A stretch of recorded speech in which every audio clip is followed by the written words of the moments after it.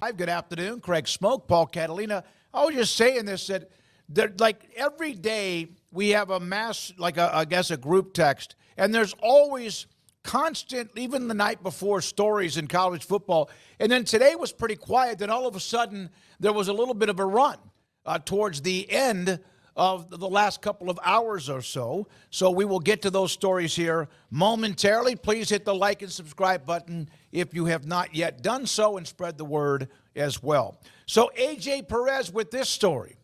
Colorado football reached out to the Pac-12 last year about potential unauthorized access to its practice video and data service. Front Office Sports with the story. A blowout loss after Oregon. They alleged that Oregon played a role in the potential breach. Maybe. I mean, look, this is, I think. No, there was no maybe. They did not play a role in it. That's what's said in the article, is that Colorado, after here's the first thing I'll say on this, is I was expecting to jump in a different point. You got your ass whipped when you're accusing the other team of breaching your video systems and looking through all of your tape and getting an advantage. That's how bad you got your ass whipped if you were Colorado last year by the Oregon Ducks. that was a smoldering. So you're probably trying to come to grips with the fact that you got beat that badly. So somebody might have tapped into our video system. No, they said that there was some irregularities that were spotted allegedly by Colorado in terms of their video system, and they made this.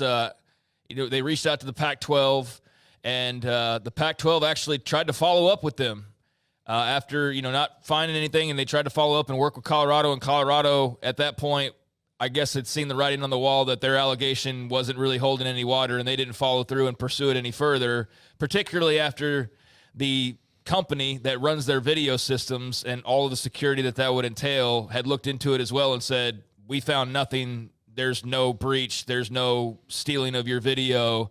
So Colorado reached out to the Pac-12, said, hey, we think that this might have happened. Then they got the follow-up that nobody's saying that this happened, and they basically dropped it. So that's basically what happened. They're not pursuing it any further because it's pretty clear that, no, there wasn't anything to this. But I can see, like I said at the beginning, where you'd think and probably hope that was the case, considering how lopsided that game was. That was Dan Lanning, wasn't even close. Well before the game, the week of the game, making it very clear that this was going to be an ass-kicking. Yeah, and it was from the beginning. He definitely did that. I'll also say this, though.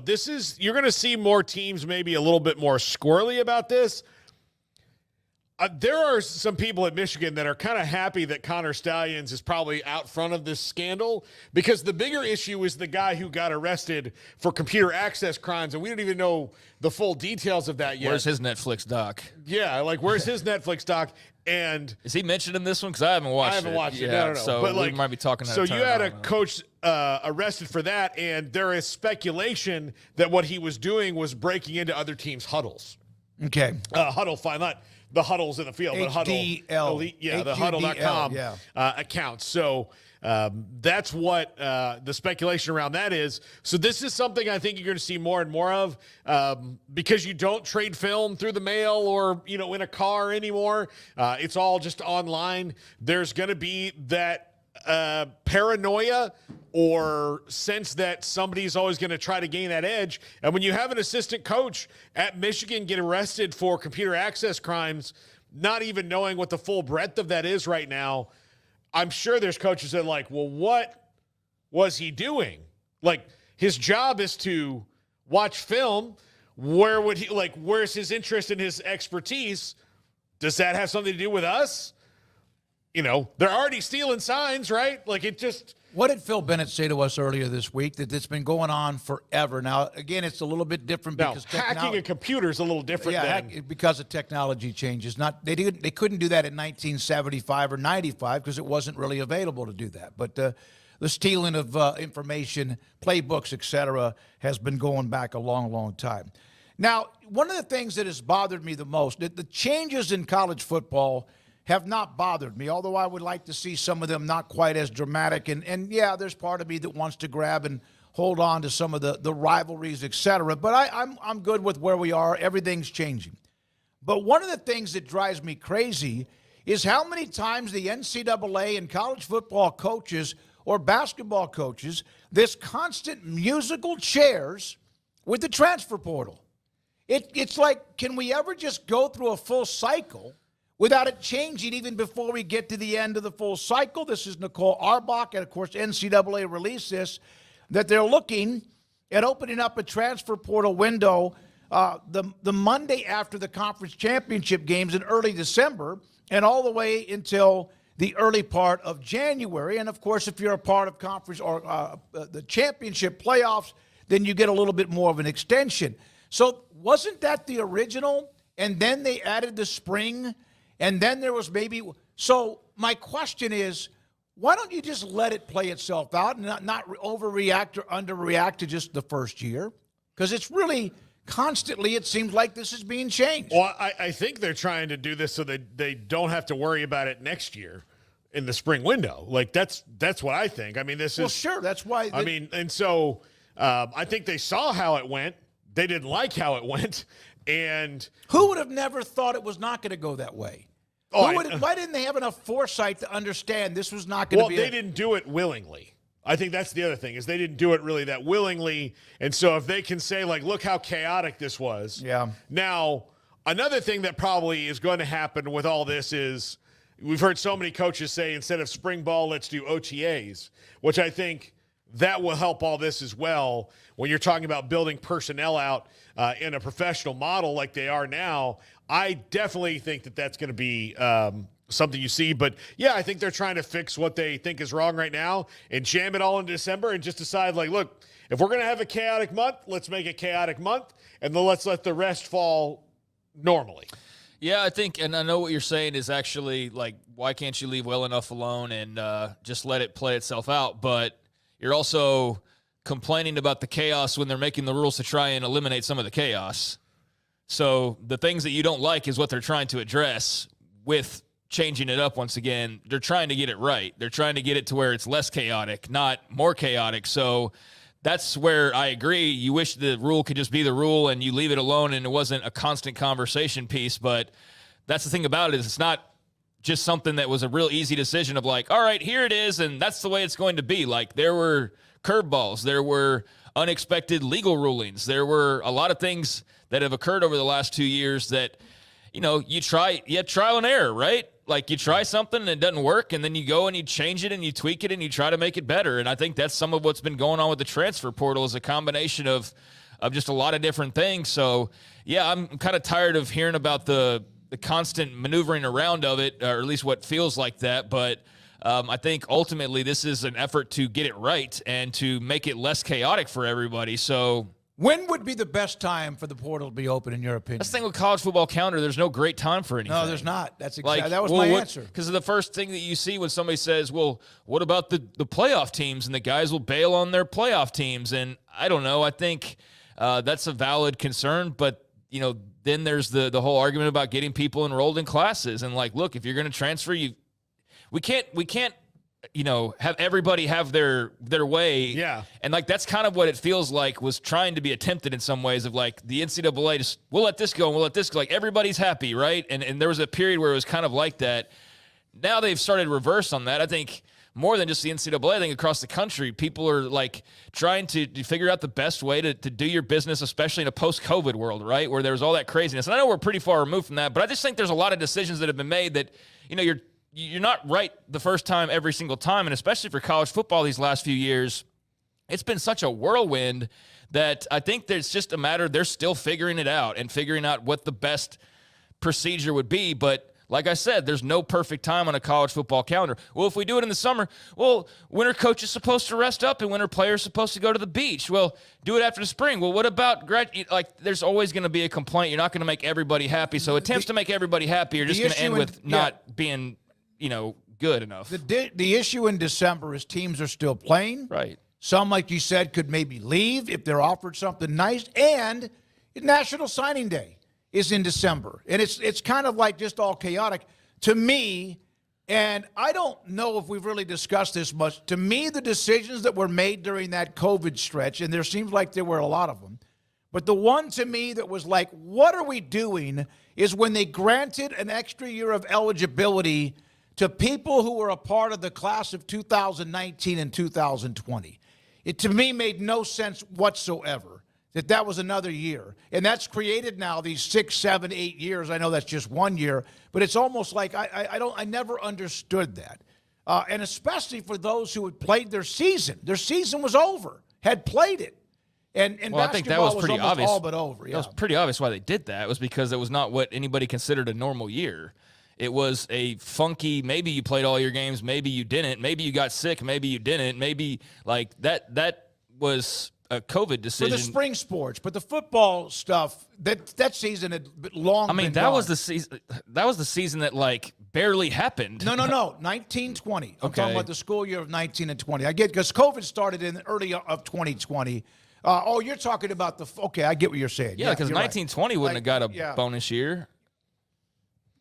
The COVID, it hadn't happened yet. No. I think that when the basketball tournament was shut down in March of 2020. Football players didn't, though. Are you sure about that? Yeah, football players didn't. Football players got it the next year. Are you positive? Yeah. I'm absolutely positive. Right, so the 19 football season, those guys didn't get an extra year. The 20 football season, they did. Well, and that wasn't the plan at first. And then, through the season, no, that's where it happened. So the 2020 guys for football are what's happening to. Now, there's some 2019, 2020 basketball and baseball players that are softball players. It happened in the springtime. It's happened in the springtime, but the winter was over. That was, yeah. You know what I hate is when I'm right.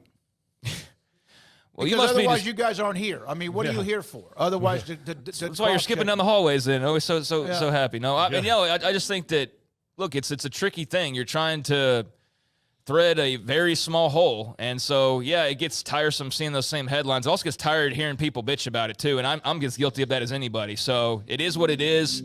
Maybe this will be the one that gets it right, and we can just live with the transfer portal that sits in a spot and we know where it is and when it is and what it's all about versus, kind of what it's been the last 2 or 3 years, I guess, with dueling windows and plenty of people complaining about that. So, again, whatever you do, there's going to be complaints about it. So they're at least trying to calm down some of the noise. I never thought the secondary window was ever a good idea, but that's me. All right, now, and maybe if I would have been an athlete I don't think it's functional for both parties. I think it puts the athletes in a position where they have to make a rush decision on things. When it's December, early January? When it's the spring window. Okay. When it's 15, 15 days. And the other thing is, this is just normal.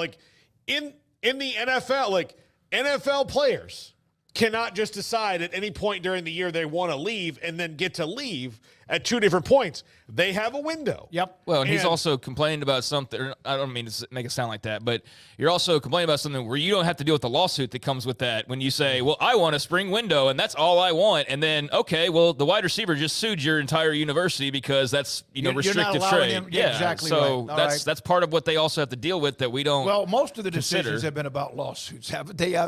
So there you go. And then this one will probably get challenged too by somebody somewhere. I'm sure there will be. Yeah. And, but I do think that if you they're going to have to start negotiating with players anyway and revenue share and all those things and say, look, you've got a 30-day window and that's your free agency period. And I think that ultimately that will probably work out and that will probably hold up if it's negotiated through both sides. The problem is that, I'm now here in the spring and I don't want to go, but, and I realized I didn't like it. Well, sometimes you got to learn lessons. Sometimes there's consequences. Everybody can't be happy all the time. What did you say? That makes so much sense. I've said that 100 times. Sometimes there's consequences. I get it, yeah. When you decide, okay, I want to go to Louisville, and then you get to Louisville, I don't like it here. And I really want to go to UCF. And I'm picking on Penny Boone a little here, but if anything, this eliminates the guys who were just hopping for starting spots after spring ball. So, then again, I'm sure that was something somebody somewhere was complaining about the last couple of years. Well, now that's been eliminated. So again, it can't be perfect. They're also doing, stuff like you can play in a bowl game and maintain your red shirt. We don't go crazy over that. That's a pretty cool idea, though. Yeah. I like that idea. I don't know about you guys. We haven't talked about that at all, but that's among some other changes. So it's not like it's all, anti-athlete or anything, or it's restrictive. There is, other stuff they've passed that is of interest. But, this in particular, I think would be something people would welcome because it's 15 less days. It's one less window. I don't know. It seems like it'd be far less chaotic, and probably what people have been complaining about for the last 3 years. They're actually trying to alleviate some of that. And when you go through spring drills, you don't have to turn right around within 2 or 3 days after it's over, and you have to like restock your cabinet with talent and depth and starters, etc. Ross Tellinger with this story. 68 power conference teams are projected to start 43 transfer quarterbacks, 63% of the schools. The top transfers signed for $800,000 and up to $1.2 million. Will the money stay the same in the new revenue sharing model? Will transfers be limited by buyouts? Yeah, I mean, this is the modern era, and this is how quarterbacking goes. And a lot of these teams you see that have transfer quarterbacks starting this year will also have a transfer quarterback starting next year, because whoever is next up isn't ready, and they'll go get a transfer quarterback. So eventually, this does have to get balanced out, because I don't think it's tenable for either side. I don't think it's good for either side, and I think it's not going to help anybody else. So, I mean, it's not going to help anybody down the line. Part of what he's asking there is with revenue sharing and the buyouts. The NIL now, the collectives are putting together, here's the money I'm going to give you, but just like coaching contracts, there are now buyouts for players in some of these contracts. Will that affect anything? But, Craig, your thoughts? I think the money's going to be there no matter the revenue sharing or not. As a fan of college football, I don't care where the money's coming from, I don't care how the schools have to decide to spend their money and how problematic that it may be. Ultimately, that's a part of the game that, is of interest just as an outside observer in terms of like transactional roster moves and things like that. Like that'll be of interest, whether a school's willing to like buy out a guy to, bring somebody else in or whatever. Like I'm sure when there's an instance of that coming up, like that will be of interest. But like the whole hypothetical, like probably, like the money changes things. The fact that players are getting paid in general is much different than it's been for 99.9% of its history. And with that's still evolving. Like they don't have paying players down to an exact science. Just like the transfer portal, like that's still being figured out, right? There's a lot of legal tentacles that are involved in this. So I think with the schools now being directly involved, then there's going to be things like this, and there's going to be more contract type of agreements and probably outs that you want to allow yourself because you made a bad investment. And same goes for the player. He made a bad decision. So I think that just seems pretty obvious. That's probably going to be a part of the picture moving forward because it's becoming more of a business. So, I think the answer to that is yes. All right, UCF, Paul, you came up with this nugget. A lot of people have unveiled their uniforms. I have to credit my my good friends in Orlando, who I made last year. Of several of them all sent this to me as soon as it came out. So even one saying, well, make sure Craig sees this. Oh, sweet. Craig's a uniform. He's our uniform buff. Not that you don't have your opinion and I have mine. But the one of them was like, hey, direct message, like, make sure Craig sees this. I'm like, well, you can tweet him too. I mean, he's. You can. But I like them. I mean, the All Blacks always pretty hard to screw up, but the white really pops. Some of the gold accents. I haven't read about like some of the detail work, but I'll do that at some point this afternoon. But I like the script on the helmets, and I dig them. I think they look really sharp, and I think UCF is one of the best out there when it comes to doing the uniforms these days, and they did not disappoint here either in terms of throwing another blackout type of look out there. So these are actually officially known as the Drip U uniforms. If you want to be precise on the which ones you're talking about, these are the Drip U unis. I mean, they're cool. I like the all black, and like I said, it's something different from UCF, which they always bring to the table. Oklahoma State. Vanderbilt had an ale that they brought out earlier this week. Oklahoma State now has their 1890 Iron Monk beer. The Cowboys, you can be a part of the tap room today. I don't see somebody put, hey, by the way, put a QR code on there and send me a case. I live in Atlanta, Georgia. Probably will now. Now that you gave them that idea.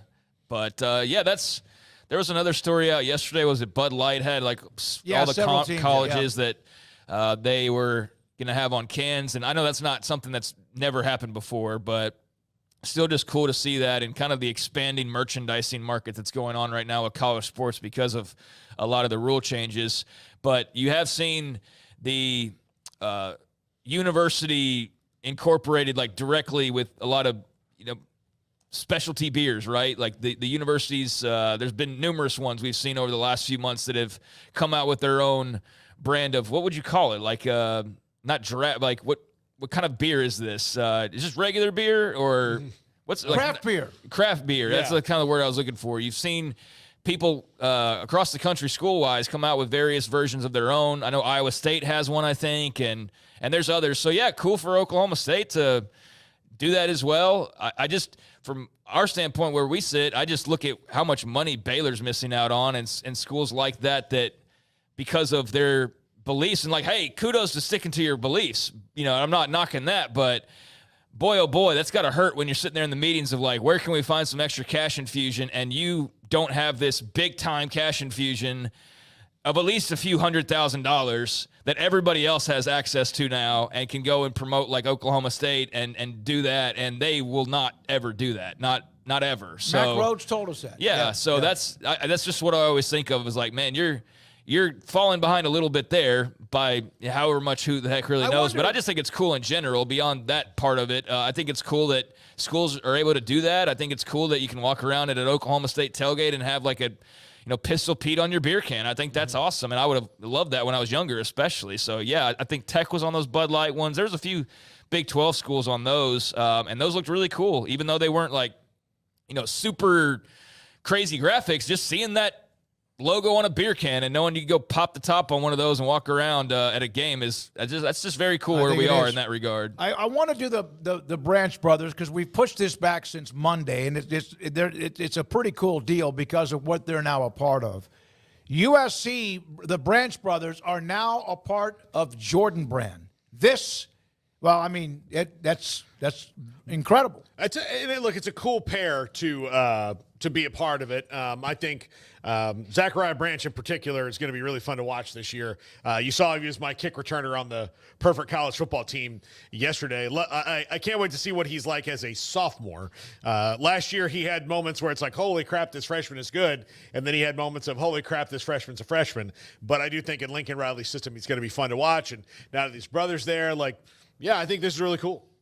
They're the first college football players to be able to ink a deal with Jordan Brand. So I think that alone just makes it very cool to be first to do something on a big like college football, Division I football level with a brand like that. I think this just to be a part of history like that's very, very cool as players.